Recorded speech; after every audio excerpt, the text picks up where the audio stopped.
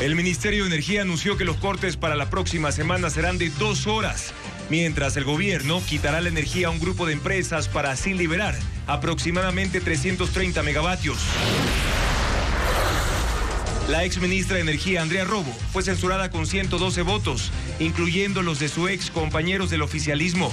La responsabilizaron de la crisis energética mientras el correísmo exhibió chats de la exministra con el presidente. La Fiscalía pide 9 años y 4 meses de prisión para los exintegrantes de la Judicatura Wilman Terán y Maribel Barreno por obstrucción a la justicia. La operación del Metro de Quito es deficitaria porque solo transporta 160,000 pasajeros al día, de los 400,000 previstos. Sin embargo, el presidente y el alcalde quieren extenderlo. En Tena, la gobernación sigue rodeada de manifestantes que exigen la renuncia del gobernador y persisten en que no se construya la mega cárcel en Archidona. Anoche hubo incidentes. 2 bultos con forma humana abandonados afuera de una unidad judicial de Guayaquil estaban llenos de papel, pero en ese lugar fueron colocados explosivos el martes de esta semana. Rusia lanza una nueva ofensiva contra Ucrania con 89 misiles y 200 drones, provocando al menos 10 muertos y 22 heridos en algunas ciudades. En Siria, miles de personas se congregaron en una de las mezquitas más importantes del mundo y el tradicional rezo de los viernes se convirtió en una celebración por la caída del dictador Bashar al-Assad. Ecuaterra visitó el bosque Cerro Candelaria en Tungurahua, una reserva cultural casi inexplorada que alberga 97 especies de aves, entre ellas la majestuosa águila andina. Liga Independiente del Valle definieron sus equipos titulares para la final de revancha en el Campeonato Ecuatoriano de Fútbol. Buenas noches, amigos. Comenzamos con información actualizada sobre las últimas decisiones en materia energética. Desde el próximo lunes se reducen los horarios de cortes en todo el país, excepto en el sector industrial, porque hay algunos cambios. Bienvenidos a Televistazo Estelar.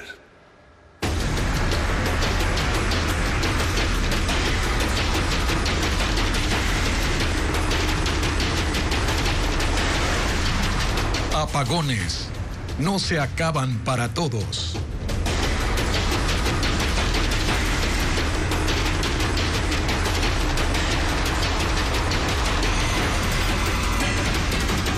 El Ministerio de Energía anunció que desde el lunes 16 hasta el jueves 19 de diciembre, los apagones en Ecuador serán de hasta 2 horas diarias. En el caso de Quito, los sectores como por ejemplo Cumbayá, Miraflores, Conocoto y también Eugenio Espejo no tendrán energía desde las 6 de la tarde hasta las 8 de la noche, solo 2 horas sin energía eléctrica. Mientras en Cuenca, en las zonas de la avenida Ordóñez Lazo, Paseo 3 de noviembre, Mercado 9 de octubre y Plaza Rotary, los apagones serán desde las 2 de la tarde hasta las 4 de la tarde. Y en el caso de Guayaquil, en sectores como por ejemplo Gómez Rendón, Portete, Cooperativa 25 de Julio y Estero Salado, los apagones serán desde la próxima semana a partir de las 5 de la tarde hasta las 7 de la noche. Ahora, empleos en riesgo y pérdidas millonarias es lo que advierte el sector empresarial con la aplicación del apagón industrial que durará 20 días desde la próxima semana. La aplicación de las 2 horas de cortes solo serán para las zonas residenciales. Por esta vía, el gobierno quiere ahorrar más de 300 megavatios de electricidad con el tema del sector industrial. Francisco Garcés recogió las posturas. El apagón industrial afectará a las 7 empresas más grandes del país que serán desconectadas del servicio eléctrico desde el lunes hasta el 5 de enero, según informó el sector industrial. Con esa decisión, el gobierno espera ahorrar 330 megavatios diarios. Las industrias afectadas serán las 2 minas más grandes del país que están en Zamora Chinchipe y las 2 empresas productoras de acero. Las 4, junto a Petroecuador, integran el grupo AB, 2 de los mayores consumidores de electricidad, pero la petrolera estatal no será desconectada en el apagón industrial. Las dos minas y las acereras consumen en promedio 230 megavatios de electricidad. Los otros 100 megavatios provienen de las 3 empresas productoras de cemento. Esa energía quedará disponible desde el lunes y será destinada al consumo residencial y comercial, que la próxima semana tendrá, según el cronograma oficial de racionamientos, 2 horas de apagones diarios. El resto de industrias del país seguirá con apagones de hasta 7 horas diarias, en principio hasta finales de diciembre. El sector industrial cree que el impacto del apagón pondrá en riesgo los empleos que generan las 7 empresas que concentran a 7.450 trabajadores. Y en el 2023 tuvieron ingresos por ventas de 3.250 millones de dólares. Según sus cifras, solo en exportaciones las pérdidas bordearán 100 millones de dólares. Son datos preliminares porque el impacto de la medida deberá ser calculado luego y en él se tendrán que incluir los efectos sobre otras actividades comerciales que dependen de la industria minera, del acero y del cemento. Los empresarios esperan que el gobierno dé marcha atrás en su decisión de mantener precisamente estos racionamientos de energía eléctrica en el sector industrial y el apagón total en 7 empresas durante 15 días. A pesar de que no está prevista una reunión formal, las cámaras buscan un encuentro con la ministra Inés Manzano la próxima semana. Informa Adriana Bermejo. El gobierno anunció el fin de los apagones, pero no para todos. En el sector industrial continuarán. El miércoles en la noche, el Comité Asesor de Energía fue convocado a una reunión a las 20 horas. Allí inició el desencuentro entre gobierno y empresarios. La ministra de Energía les anunció, según ellos comunicaron, un apagón total entre el 15 y 31 de diciembre para las industrias más grandes del país. Esto propició ayer un día de tensión y aclaraciones. La ministra Inés Manzano dijo que solo iban a suspender el abastecimiento de energía en 7 industrias y que Francisco Jarrín, presidente de la Cámara de Industrias de Guayaquil, se había equivocado. Anoche los dos sectores se volvieron a reunir por Zoom. En el encuentro, los industriales se enteraron de que se mantendrán los apagones durante 7 horas para su sector, en los horarios convenidos con las empresas eléctricas. El comité empresarial fue enfático. No hay diálogo, solo el anuncio de resoluciones tomadas. Y entender que el diálogo es de ida y vuelta, que el diálogo no es convocarte a las 8 de la noche para contarte, por cierto, mañana vamos a anunciar eso. Eso no es información. Los empresarios esperan que el gobierno dé marcha atrás en su decisión. Este viernes no se dio la reunión con la ministra Manzano en Guayaquil. Buscan que se concrete la próxima semana y recuerdan las pérdidas y costos que han asumido por la crisis energética. Lo que no logramos entender es por qué la industria debe ser quien enfrenta solos la crisis, entendiendo que nosotros ya llevamos con jornadas extraordinarias, pagando horas extras, asumiendo cuáles son estos cortes extensos, teniendo que trabajar en turnos distintos, asumiendo el costo laboral de eso y además el costo de la autogeneración. Aunque los empresarios no lo dicen abiertamente, dan a entender que la medida anunciada no es técnica, sino electoral, y que lo que está haciendo el gobierno es liberando megavatios para cumplir con el ofrecimiento de terminar con los apagones este 20 de diciembre. Para los industriales, nuevamente se pone en riesgo la producción nacional, compromisos de exportación que no se podrán cumplir y el abastecimiento del mercado local. El Instituto Nacional de Meteorología e Hidrología, el INAMI, asegura que el fin de semana habrá lluvias y tormentas en 16 provincias, la mayoría en la Sierra y Amazonía. Incluso advierten posibles inundaciones y daños en las vías a causa de las precipitaciones. Sin embargo, eso ayudaría a incrementar la producción en las zonas donde se ubican las hidroeléctricas del país y de esta manera seguir reduciendo los apagones. Diego Cuenca lo explica a continuación. Anoche y esta madrugada, en Guayaquil cayeron las primeras lluvias de diciembre. Duraron poco y no fueron intensas. Según el Instituto de Meteorología e Hidrología INAMI, es parte de la fase de transición para iniciar la época lluviosa en la costa. Tenemos bastante humedad arribando sobre nuestro territorio y estas condiciones van a ser favorables para que sigamos teniendo registros de precipitación durante el fin de semana.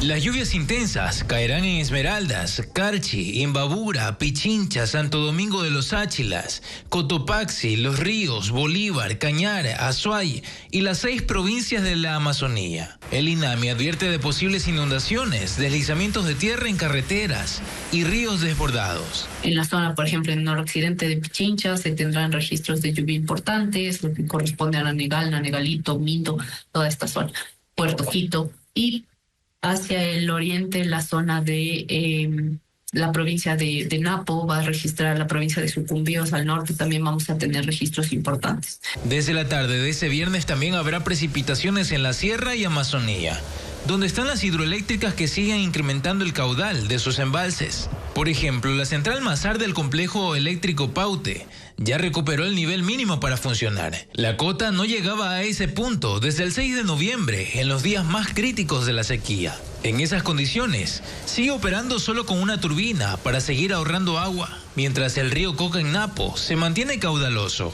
Eso ayudó a que toda esta semana Coca-Cola Sinclair sostenga una generación de energía que supera los 900 megavatios. Este panorama ayudará a reducir los apagones, que desde la próxima semana serán de 2 horas al día.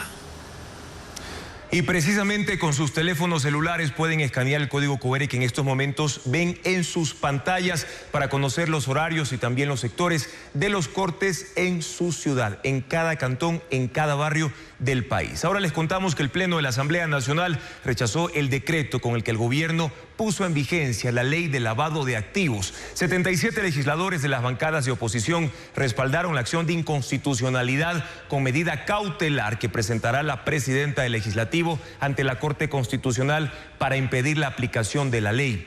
En la resolución aprobada exhortaron además a esa Corte para que dé trámite prioritario e inmediato a su petición. 2 funcionarios del IES en Guayas están siendo investigados en la Fiscalía por el delito de suplantación de identidad. Se conoce que desde las direcciones IP de sus computadoras se realizaron préstamos quirografarios de hasta $30.000 que perjudicaron a jubilados. Hasta ahora se receptaron 6 denuncias, pero se prevé que existen más víctimas, como lo informa a continuación Bessie Granja. 2 funcionarios del IES en Guayas son investigados por la Fiscalía por el delito de suplantación de identidad para el acceso a préstamos quirografarios que perjudicaron a jubilados. Así lo confirmaron autoridades del Seguro Social y del BIES, quienes en un comunicado detallan que se detectaron 3 direcciones IP o identificadores numéricos de computadoras usadas para crear los créditos. Hasta ahora se han detectado 10 perjudicados, pero se piensa que el número de afectados es mayor. 6 de ellos asentaron sus denuncias en la justicia. El monto del perjuicio alcanza los $85.000. Víctor Hugo Flores y Bolívar Pote son 2 de los afectados. En el caso de Víctor, un médico cirujano, realizaron un préstamo de $30.000 utilizando su usuario. Cada mes le descuentan de su pensión jubilar más de $600.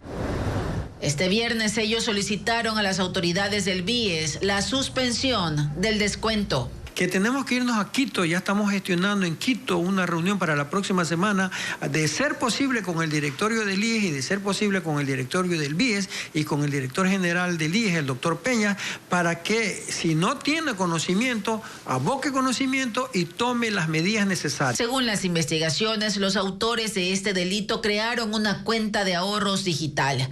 Luego ingresaron al sistema del BIES, donde cambiaron la dirección domiciliaria del pensionista, correo electrónico, celular y número de cuenta de ahorros.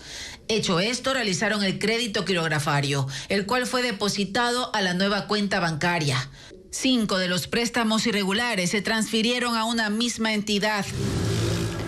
Rusia lanzó un ataque contra Ucrania con 89 misiles y cerca de 200 drones. Infraestructura energética, sistemas de transporte y zonas residenciales están entre los blancos alcanzados, aunque muchos proyectiles fueron interceptados por las defensas ucranianas. La ofensiva es una respuesta ante la operación que Ucrania condujo con misiles de fabricación estadounidense en territorio ruso. Las regiones de Sumy y Kharkov en el este de Ucrania, así como Zaporilla y Odessa en el sur, han recibido ataques aéreos de Rusia desde la noche del jueves y esta madrugada. Reportan al menos 10 muertos y 22 heridos en un bombardeo contra zonas residenciales. Drones y proyectiles, incluidos misiles de crucero, fueron usados por Rusia en esta ofensiva que mantuvo en alerta a la población durante horas. Y aunque el ejército de Ucrania dijo que casi todos fueron interceptados, otros cayeron a tierra. Algunos sitios alcanzados fueron una clínica privada, casas y una escuela. Además, esta mañana resultaron dañadas instalaciones del sistema energético. Según el presidente Volodymyr Zelensky, ha sido el más intenso desde el inicio de la invasión hace casi 3 años. Y en esta época pone a prueba la resistencia de los ucranianos por extensas interrupciones en el servicio eléctrico y de calefacción, justo cuando llegue el invierno con nevadas y temperaturas bajo cero. Ucrania dice que Rusia está aterrorizando a los ciudadanos con estos ataques. Ha llamado una vez más a la unidad internacional contra Vladimir Putin. Que se necesita una reacción fuerte del mundo, dijo Zelensky. Un golpe masivo para detener el terror. En medio de la incertidumbre que genera el cambio de gobierno en Estados Unidos y qué tan efectiva puede ser la futura administración de Donald Trump, que ha prometido acabar con esta guerra, que por ahora continúa con avances terrestres de Rusia para consolidar el control sobre territorios en el este y en el sur, y nuevas posiciones que obligan a evacuar a más civiles de la región central y llevarlos a refugios ante la inminencia de nuevos ataques. Protestas en Nueva York de grupos de migrantes por la reunión que sostuvo el alcalde Eric Adams con Tom Homan, futuro encargado de las deportaciones masivas y el control de la frontera. Temen que la ciudad santuario cambie sus políticas de asilo ante la llegada de Donald Trump al poder. Decenas de migrantes se manifestaron en las inmediaciones del Ayuntamiento de Nueva York en rechazo a la reunión que sostuvo el alcalde Eric Adams con Tom Homan, el apodado zar de la frontera. Tengo familiares, mis padres son indocumentados, amigos que corren el riesgo de ser separados de sus familias, dijo esta manifestante. Adams ha expresado su deseo de perseguir a aquellos migrantes que cometen delitos en Nueva York, pero para los indocumentados, la preocupación radica en la promesa de Trump de ejecutar deportaciones masivas. Ocurre 3 días después de que las autoridades anunciaran el cierre de 25 refugios para solicitantes de asilo. Nuestro mensaje es que Nueva York es una ciudad santuario. Estamos aquí para proteger a la comunidad inmigrante. Desde 2017, Nueva York es una ciudad santuario con políticas que protegen a los indocumentados de la deportación. Además, otorga beneficios como servicios de salud, permisos de trabajo, asesoría legal en temas migratorios y laborales, ayuda alimentaria, entre otros. Por lo que el entusiasmo del alcalde por trabajar con la nueva administración podría implicar hacer cambios a estas leyes. Pero Adams insiste que su deseo es mantener seguros a los ciudadanos contra quienes cometen delitos en la ciudad. Vamos a decirles a quienes están aquí que respeten la ley, que sigan usando los servicios disponibles, pero no seremos el refugio de quienes cometen actos violentos. Según el diario The New York Times, el plan de las deportaciones masivas de Trump amenaza a 412,000 inmigrantes indocumentados que se calcula hay en la ciudad. Permisos para subir al volcán Cayambe, ubicación de los centros de donación para Navidad y alertas por crecidas del mar son servicios que estarán activos este fin de semana. Diego Puente tiene más detalles en el siguiente reporte. Se necesita un permiso del Ministerio de Ambiente para ascender al volcán Cayambe. Debe ser solicitado 5 días antes por excursionistas, grupos de andinistas y operadores turísticos. Se debe hacer al correo electrónico cayambe.coca@ambiente.gov.es. Se aplicará desde el 16 de enero debido a riesgos en las capas de hielo y nieve del volcán. Los técnicos del ministerio pidieron a los escaladores que estén atentos a resquebrajamientos en la superficie y que no crucen las grietas que están sobre los 5.700 metros. Las deben rodear. Hay prohibición explícita de cruzar la grieta Santa Bárbara debido a la pronunciada pendiente y acumulación de nieve que puede provocar una avalancha. El Ministerio de Inclusión Económica y Social ha activado 40 puntos donde recibe ropa y juguetes limpios y en buen estado, comida no perecible y vituallas. Estas donaciones ciudadanas son parte de la campaña Derechos con Dignidad, que tiene un objetivo: que las comunidades más pobres puedan recibir ayuda sin que se desplacen a las carreteras y a las grandes ciudades a mendigar. Los puntos de donación están en las direcciones zonales del ministerio y atienden de 8 de la mañana a 4 de la tarde. El teléfono de contacto es el 098-635-6591. El INOCAR, que monitorea el estado del mar, informó que este fin de semana habrá oleajes que afectarán las costas del país. Este sábado y domingo se pronostica condiciones de mar agitado, con olas que sobrepasan el 1,70 m de altura cada 18 segundos. En las Islas Galápagos habrá olas de hasta 1,90 m. Desde el domingo hasta el miércoles 18 de diciembre se presentarán aguajes, que son crecientes generalizadas del mar. Por eso la entidad solicitó a los bañistas que estén alerta a los niveles de amenaza que se comunicarán mediante banderas en las costas y a respetar los límites impuestos por las autoridades.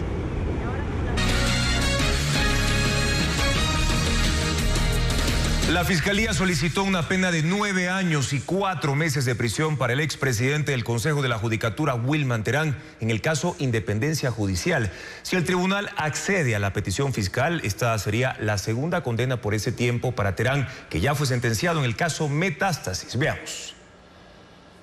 El expresidente del Consejo de la Judicatura, Wilman Terán, está a puertas de su segunda condena. Este viernes terminó el juicio por obstrucción de la justicia en el caso Independencia Judicial y el fiscal Wilson Toainga pidió al tribunal que lo declare culpable y le imponga la pena máxima de 7 años de prisión más circunstancias agravantes, es decir, 9 años y 4 meses de cárcel como autor directo del delito, la misma pena que le fue impuesta por delincuencia organizada en el caso Metástasis. Según el fiscal, Terán y los entonces vocales de la Judicatura, Javier Muñoz y Maribel Barreno, abusaron de su poder para interferir en la justicia, destituyendo ilegalmente al juez de la Corte Nacional, Walter Macías, para sacarlo de causas penales en las que tenían intereses. Muñoz ya fue condenado a una pena reducida por colaborar con la Fiscalía y está libre, mientras Barreno enfrenta el juicio junto con Terán. Para ella, el fiscal también solicitó 9 años 4 meses de prisión. Otros 9 exfuncionarios de la Judicatura, como cómplices, se exponen a una condena entre 18 y 37 meses de cárcel. Para todos, el fiscal solicitó multas, el pago de una reparación económica a las víctimas y que coloquen en el edificio matriz del Consejo de la Judicatura una placa con la frase: sin independencia judicial, los derechos pierden su valor, el Estado pierde su razón y la sociedad pierde la justicia. La Procuraduría requirió que consten los nombres de los condenados. Desde las 2 de la tarde intervienen por última vez los abogados de los 11 procesados. Luego el tribunal deliberará para anunciar su decisión. Un hombre es asesinado por equivocación delante de su hija en el norte de Guayaquil, mientras en otro sector de la ciudad hallan una bodega clandestina de electrodomésticos. Merlin Ochoa con los detalles.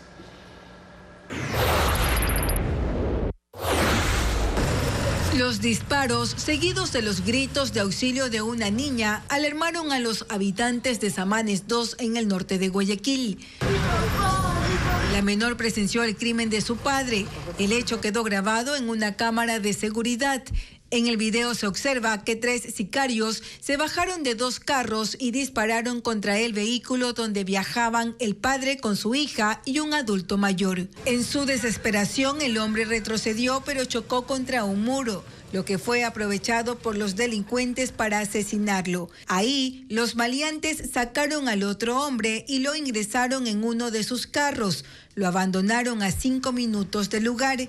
Él escuchó a los asesinos decir que se confundieron de persona.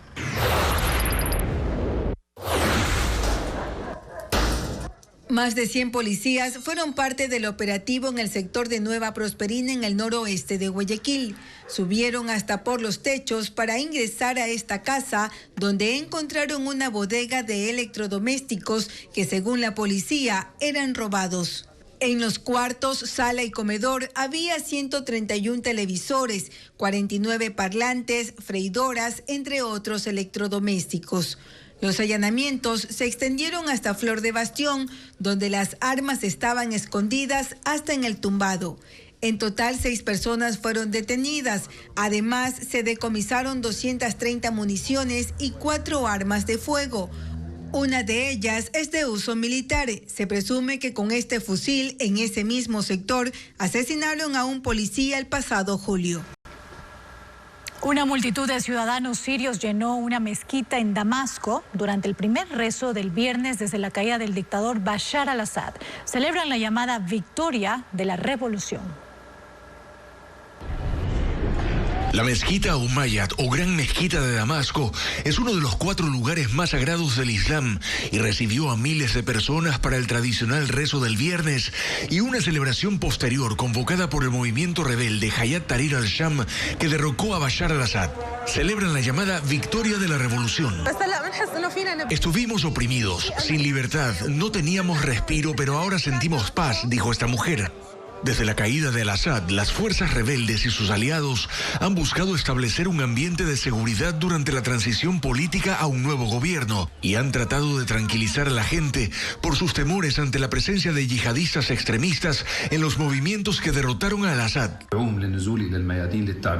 El líder Ahmad al-Shara, anteriormente conocido como Abu Mohamed al-Jolani, ha pedido celebrar sin disparar una sola bala, evitar tensiones como la vivida ayer en la localidad de Raqqa, cuando en medio de una manifestación un hombre disparó al aire y las fuerzas kurdos sirias que controlan la zona lo tomaron como una amenaza, desatando un tiroteo.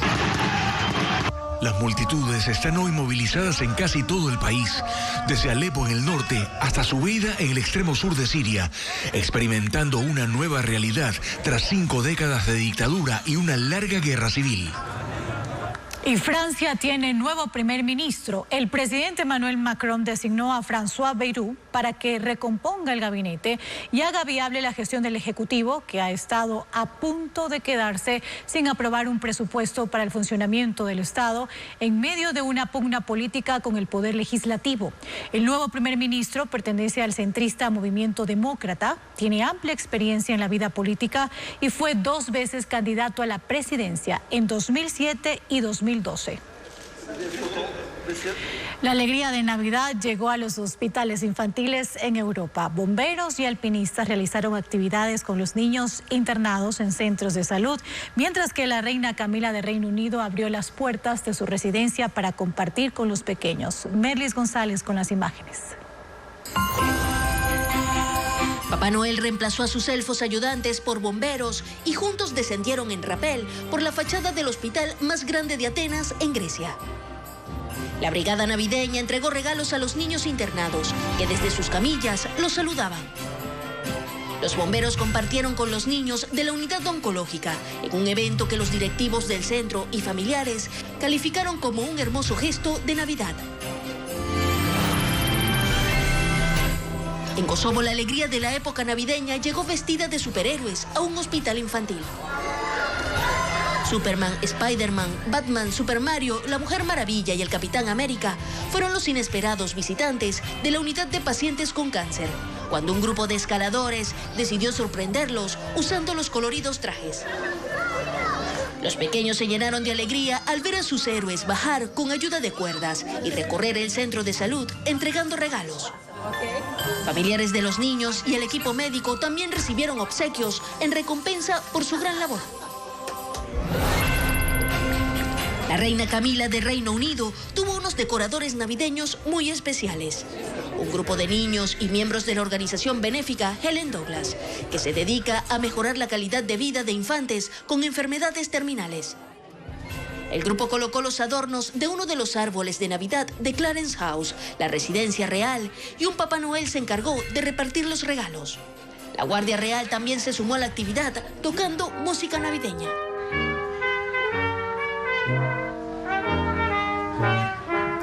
Obras de danza y teatro, estrenos de películas y lanzamiento de libros también son algunas de las actividades para este fin de semana en distintas ciudades de Ecuador. Luz Alfredo Zúñiga con la agenda de entretenimiento.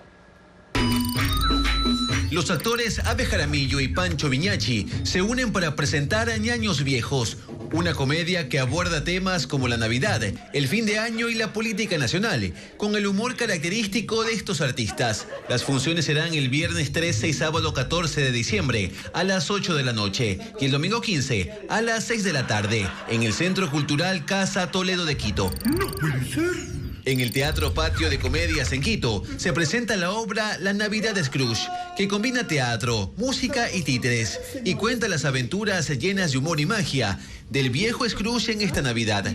La obra se presenta el domingo 15 de diciembre a las 11:30 de la mañana.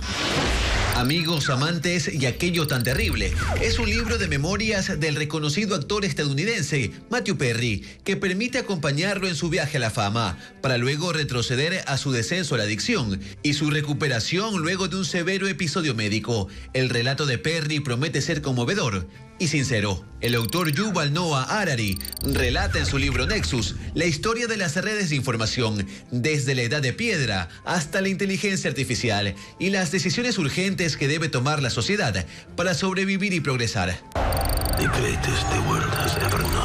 Kraven el Cazador es un filme de acción que ya está en las salas de cine y narra la historia del inmigrante ruso Sergei Kravinov, interpretado por el actor Aaron Taylor Johnson. Se encuentra en una misión para demostrar que es el mejor cazador del mundo. La Orquesta Sinfónica Nacional del Ecuador y la Compañía Nacional de Danza presentan la última función del Ballet del Cascanueces en la Casa de la Música en Quito. El sábado 14 a las 6 de la tarde, las agrupaciones revivirán esta aclamada obra de ballet clásico de Tchaikovsky. El presidente de la República se comprometió a ayudar a financiar la extensión del metro de Quito, esto a pesar de que el sistema de transporte subterráneo de la capital aún no alcanza la demanda de pasajeros esperada. Carla Delgado sigue este tema. El 6 de diciembre, el presidente Noboa ofreció ayudar a financiar la extensión de 6 kilómetros del metro de Quito para llegar a la parroquia de Calderón. Los estudios técnicos definirán los costos de la construcción, aunque preliminarmente se conoce que el requerimiento podría ser de $600 millones. Uno de los argumentos es que el metro requiere de mayor cantidad de pasajeros para hacerlo sostenible. Por ahora, el número de pasajeros está por debajo de la cifra prevista. La meta era de 400.000 viajes al día, pero según el último informe del metro, solo llega a 160.000. En esas condiciones, la subvención durante este año ha sido de $36 millones. Subvención que ha salido de los recursos municipales. A eso se suman ingresos de $19 millones, es decir, Metro de Quito le cuesta a la ciudad $55 millones al año. Esta subvención será incluso mayor en 2025, porque según campaña el metro tendrá que pagar los contratos de mantenimiento que firmó este año. La extensión del Metro de Quito es más una oferta de carácter electoral que una propuesta viable para la ciudad. Para Fernando Sancho, ex veedor del metro, la ampliación podría traer más pasajeros, pero hay otras alternativas menos costosas que pueden resultar más efectivas. Carriles exclusivos, por ejemplo, con BTRs de cama baja, o por qué no, un tren elevado. El costo de estos alternativas, el tren, por ejemplo, son 30 millones el kilómetro. El metro son $120 millones el kilómetro. Por ahora no se conocen más detalles de la ampliación, así como tampoco se sabe de dónde saldrá el financiamiento del gobierno para cumplir con la promesa presidencial. La Dirección de Aviación Civil realizó el primer seminario de aeronaves no tripuladas o drones. Este mes entró en vigencia el reglamento de ley que obliga a registrar este tipo de equipos y obtener una licencia de la Dirección de Aviación Civil, la DAC. Paul Romero con la información. Este viernes terminó en Quito el primer seminario de aeronaves no tripuladas o drones, organizado por la Dirección de Aviación Civil DAC, responsable de la regulación y control a escala nacional. El evento coincidió esta semana con la publicación del reglamento de la Ley Orgánica para el Control del Espacio Aéreo. La norma determina que es obligatorio registrar los drones ante la DAC y que los operadores obtengan un certificado o licencia para aeronaves no tripuladas de seguridad, vigilancia, comercio y actividades deportivas. 300 personas asistieron al curso, delegados de las Fuerzas Armadas, del Instituto Geográfico, policía, bomberos y empresas dedicadas a la venta y comercialización de drones. No es que puede independientemente operar. A partir de la presente ya toda la actividad de drones va a ser debidamente regularizada por la Dirección General de Aviación Civil y también el control que tiene la Fuerza Aérea Ecuatoriana. En el seminario se exhibieron drones de ala fija, similares a aviones de transporte, y de ala rotatoria, también denominados multirotores, que son impulsados por 4 o más hélices. El curso terminó con un ejercicio práctico de los operadores certificados en gestión de riesgos y atención de emergencias. En enero próximo se realizará el segundo seminario en Guayaquil. La inscripción a la capacitación será gratuita para promover el uso adecuado de estos equipos. El ex asambleísta Raúl Ilaquiche falleció esta tarde en un siniestro de tránsito ocurrido en el límite Pichincha y Cotopaxi después de haber participado en una asamblea de la CONAIE desarrollada en Quito. Ilaquiche viajaba junto a otras 4 personas que resultaron heridas y fueron hospitalizadas. Fue vicepresidente de la CONAIE y era esposo de la prefecta de Cotopaxi y ex legisladora Lourdes Tibán. La policía incautó más de 11 millones de dólares falsos en Quito. En otros operativos fueron detenidos 2 uniformados en servicio activo por delito de tráfico de armas y vinculación con bandas delincuenciales. Paul Romero con más detalles. Este jueves la policía confiscó 11.780.000 dólares falsos durante el allanamiento de un edificio en San Isidro del Inca, en el norte de Quito. Los agentes decomisaron 169 fajos con 117.801 billetes de $100, idénticos a los originales, todos empaquetados y sellados en fundas de papel con cinta adhesiva. También incautaron tinta de varios colores, impresoras y otros equipos. Un implicado fue detenido y un juez de flagrancia ordenó esta madrugada prisión preventiva por el delito de tráfico de moneda y tenencia de armas. 5 meses tomó a la policía investigar este caso. El dinero era distribuido en lugares de comercio informal para su circulación. Esta madrugada un policía en servicio activo fue detenido en Jipijapa, Manabí. El Departamento de Asuntos Internos lo investiga por presuntos nexos con organizaciones criminales para reclutar niños como sicarios. El uniformado fue trasladado a la Fiscalía para la formulación de cargos por el delito de tráfico de menores. En Carchi, un militar en servicio activo fue detenido por tráfico de armas, municiones y explosivos. La policía, en coordinación con la Fiscalía y las Fuerzas Armadas, allanaron su vivienda y decomisaron 797 municiones de fusil y pistolas 9 milímetros. Al uniformado se le investiga por posibles vinculaciones con grupos delincuenciales colombianos para el abastecimiento de armas, municiones y explosivos.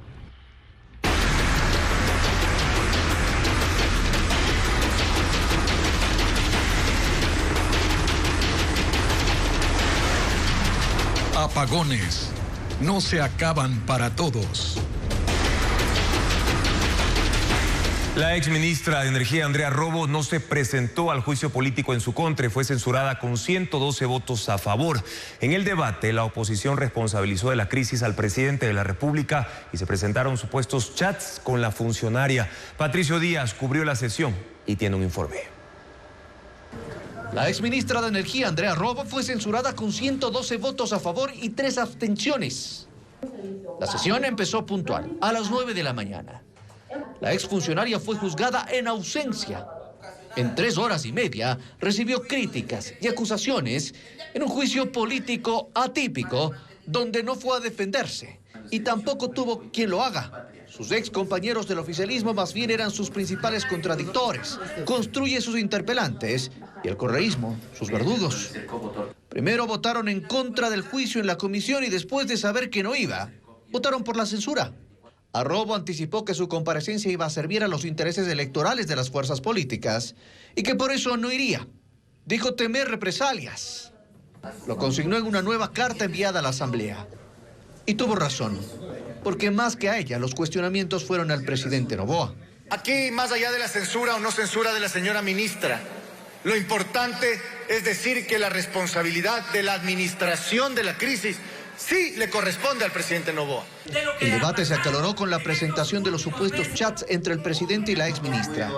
El correísta Franklin Samaniego pidió que se proyecten en las pantallas del Pleno y así ocurrió. Esos chats fueron publicados en redes sociales y en ellos la entonces ministra habla de la necesidad de desconexión de zonas de menor impacto y el presidente se opone. Le dice que no pueden hacer eso la última semana antes de la consulta popular. El día de hoy el Ecuador tiene la certeza de que el presidente conocía de esta situación. Desde el oficialismo cuestionaron si los chats estaban periciados y si pueden ser una alerta formal. ¿En qué ley, señor secretario, se dice que los funcionarios públicos elevamos alertas vía chat. ¿Dónde está el principio de legalidad? Cada funcionario tiene que asumir su rol. Cada ministro asume su competencia y por lo tanto es culpable de todos los errores que su cartera cometa. El correísmo insistió en sus críticas y el oficialismo replicó cuestionando al gobierno de la Revolución Ciudadana, al punto que la presidenta Viviana Veloz, que no presidía la sesión, la retomó a toda prisa. Ciñase al punto de información. Que se llene. ¿Qué pasó en Toachi y Pilatón?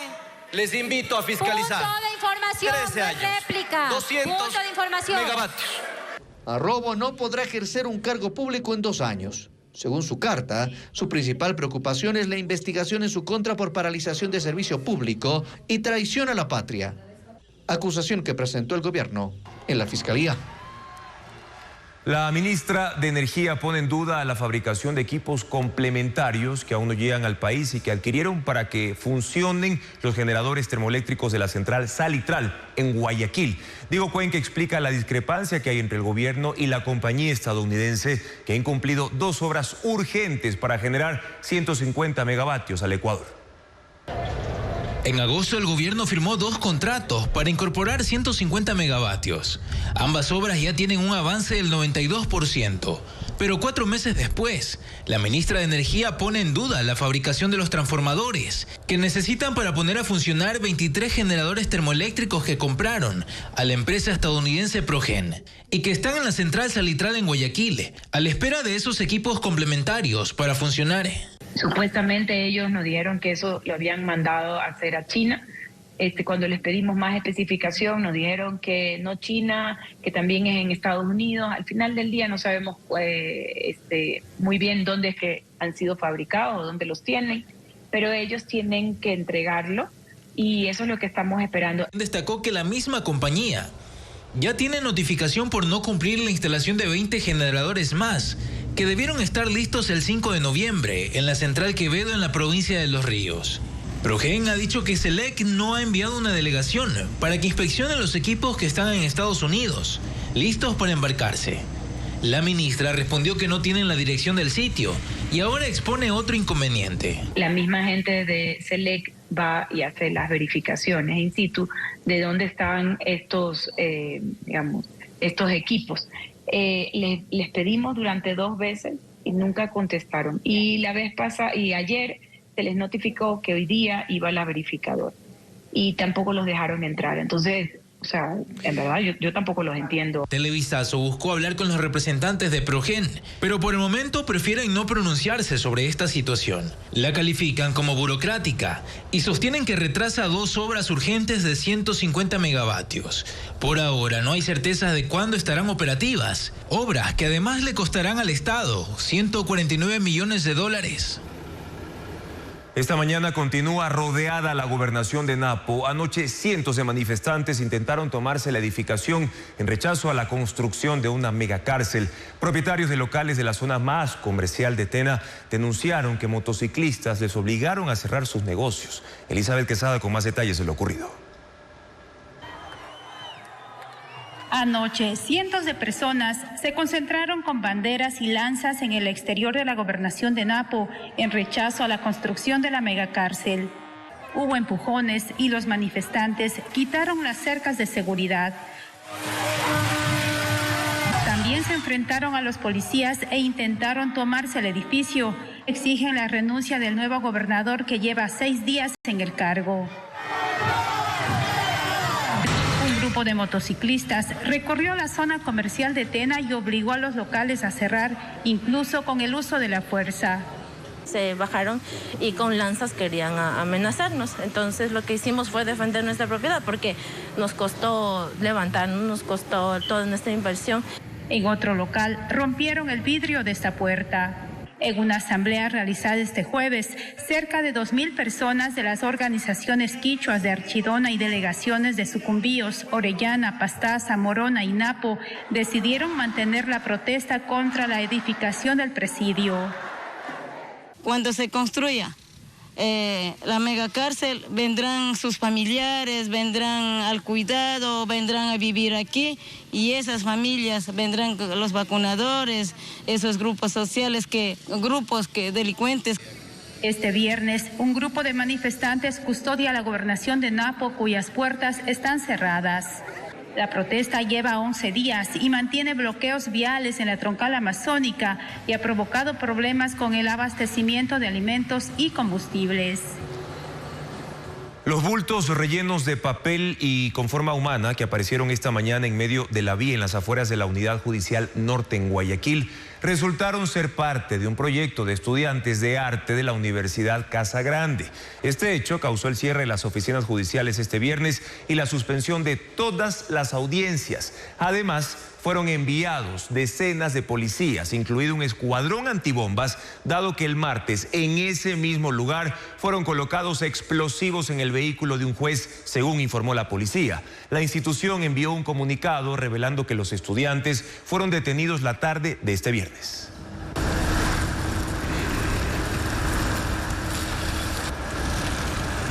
El musical Matilda se estrena este fin de semana en Guayaquil. Se trata de la adaptación de un clásico de literatura infantil. La obra contará con 25 artistas en escena. El elenco está conformado por actores locales y extranjeros, como nos cuenta Estefanía Arias.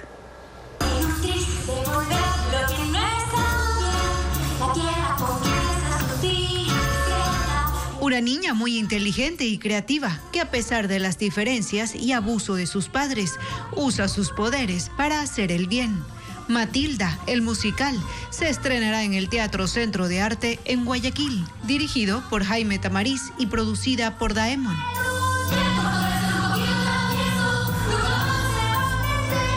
Se trata de una adaptación del clásico de literatura infantil del escritor británico Roald Dahl. En la obra participan 25 actores y bailarines en escena. Sí, todo lo que tú ves son las voces de ellos, todos cantan, todos bailan. Como te digo, ha sido un proceso largo de aproximadamente 3 meses.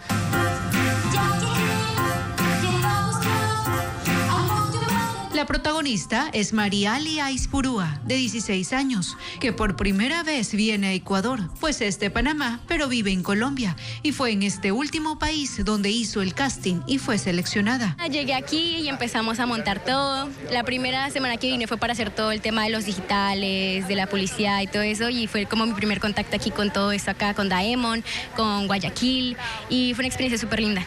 También están Luciana Gushmer como la profesora Miel, Flor María Palomeque interpretará a la directora Troncha Toro, Claudia Camposano será la señora Phelps y Francisco Pino Argotti y Cristina Alcíbar son los señores Wormwood, los papás de Matilda. Todos combinan en esta historia teatro, canto y baile.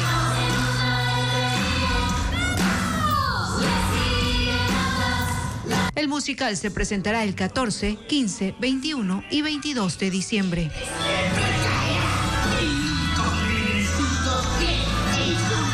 Y este jueves se realizó la presentación del libro Legado de Sabores. Se trata de una recopilación de 103 recetas tradicionales acompañadas de los secretos familiares para prepararlas. Adriana Bermeo con el recuento de estos deliciosos platos. Los secretos mejor guardados de la cocina familiar, esos que están en la receta de la abuela, el postre de la tía o el plato fuerte que prepara mamá. Se recopilaron en el libro Legado de Sabores. Son 103 recetas entre sopas y entradas, platos fuertes y postres de las 4 regiones del país y de la gastronomía internacional. Los autores, 103 hombres y mujeres adultos mayores, comparten sus secretos que han estado en su familia durante décadas. Legado de Sabores tiene recetas de motepillo, ceviche, empanadas, tamales, sancocho, ñoquis, encocados, guatita y más. Pero también destacan recetas inéditas, como este bisquet de camarones, Una sopa que Venus Novoa prepara en ocasiones especiales, porque es laboriosa. Toma 3 horas. Algunos han tratado de hacerlo viendo cómo hago, pero no les ha salido. No les ha salido como me sale a mí. Y todos los amigos y toda la familia les encanta la sopa.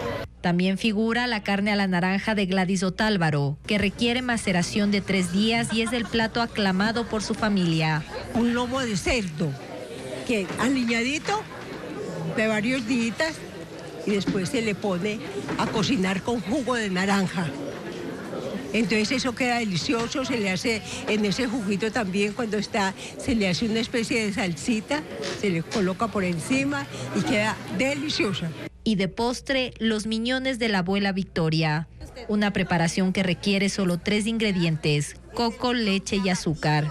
Es la receta que propicia el encuentro de la familia en la cocina. Esencialmente nos reuníamos con mi abuela cuando iba a batir los miñones, porque quedan espesos así como el manjar blanco y se les bate y entonces luego se les pone en una tabla para poderles cortar. Legado de Sabores está a la venta y los fondos recaudados serán destinados a la Fundación Oftalmológica del Valle. Sus autores ofrecerán conversatorios durante diciembre y enero.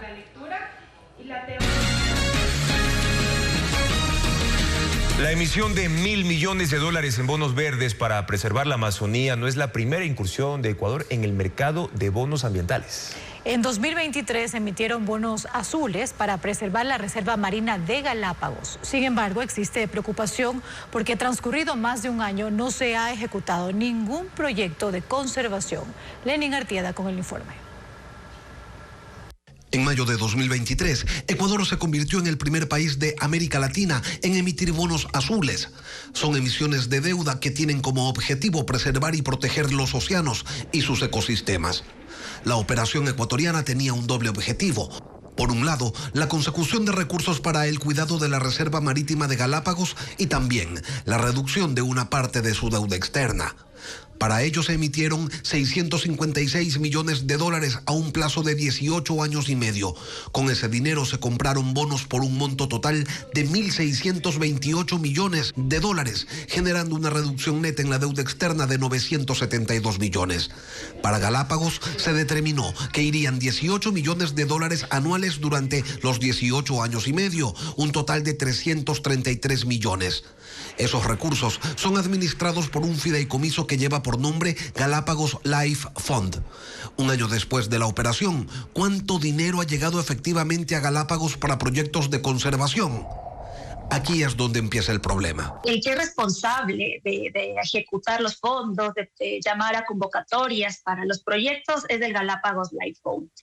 Es este fondo que se creó a partir del canje de deuda, que tiene 11 miembros, 6 de los cuales son privados y 5 públicos. Ellos no han hecho todavía ninguna convocatoria para los proyectos. Sin embargo, no está claro si en el segundo año se entregarán también los recursos del primero, en el que no se ejecutó ningún proyecto, o qué va a pasar con esa plata.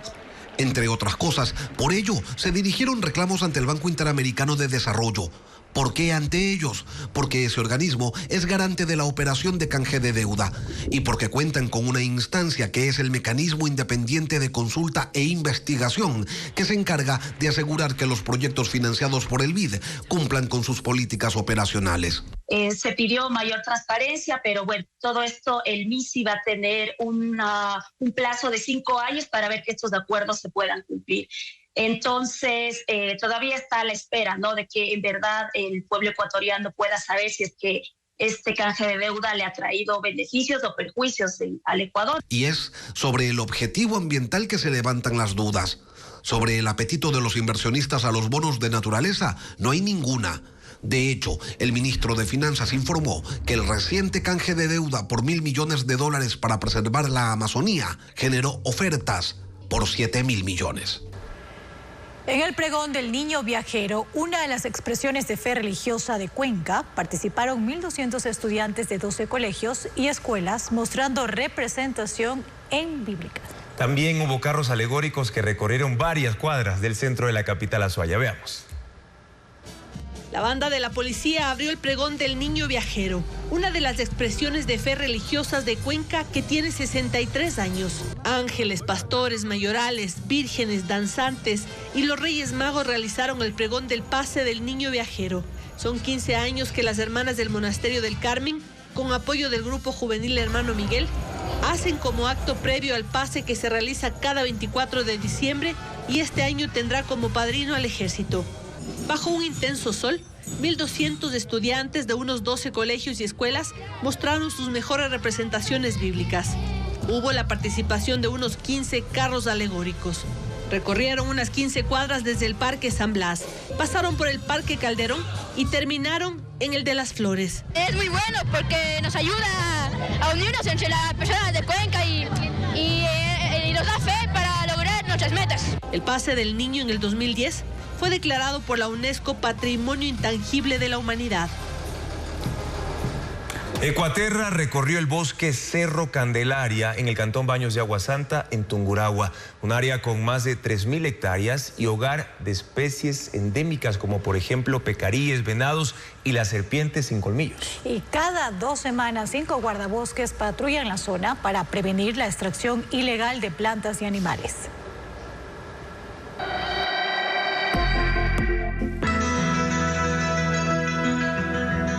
Y así llegamos a la parte final de nuestra entrega informativa. Televistazo vuelve mañana en su emisión de las 7 de la noche. Este fin de semana los horarios de cortes de luz se mantendrán por 3 horas diarias a escala nacional. Mientras que desde el lunes 16 hasta el jueves 19 de diciembre los apagones se reducen a 2 horas por día en zonas residenciales de todo el país, según el anuncio del gobierno. Este nuevo cronograma pueden revisarlo en nuestra página web ecuavisa.com. Buenas noches amigos y también un buen fin de semana.